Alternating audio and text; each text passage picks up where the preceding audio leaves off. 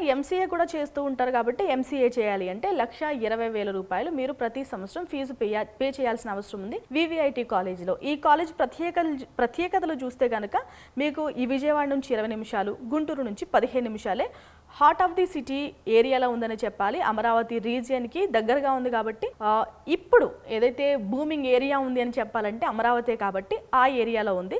ఎవరైనా మేము క్యాపిటల్ సిటీలో చదువుకోవాలనుకుంటున్నాం, రాజధాని నగరంలో చదవాలనుకుంటున్నాం అంటే ఇది మంచి ఆప్షన్. వీళ్ళ మోటో వచ్చేసేసి అబ్సల్యూట్ డిసిప్లిన్, అబ్సల్యూట్ ఎడ్యుకేషన్. ఎక్కడైనా ఇస్తాము అంటే వివిఐటి కాలేజీలోనే అని వాళ్ళు చెప్తున్నారు.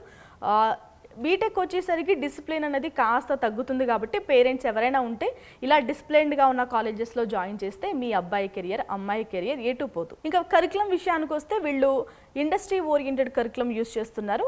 ప్రైవేట్ యూనివర్సిటీ కాబట్టి వీళ్ళకి నచ్చినట్టు యాడ్ చేసుకుంటూ ఉంటారు.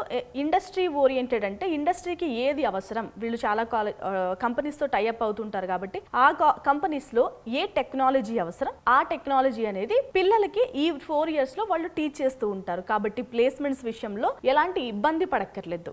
ఇక్కడ డిగ్రీ చేసే స్టూడెంట్స్ ఫీజు ఎలా ఉందో చెక్ చేద్దాం. బీబీఏ జనరల్ చేసే వాళ్ళ ఫీజు 1,20,000 అండి.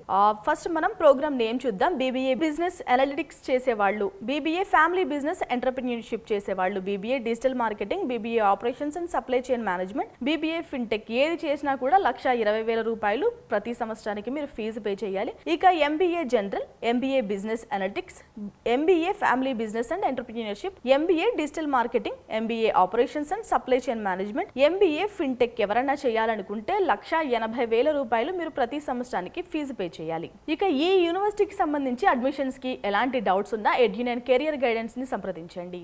Thank you.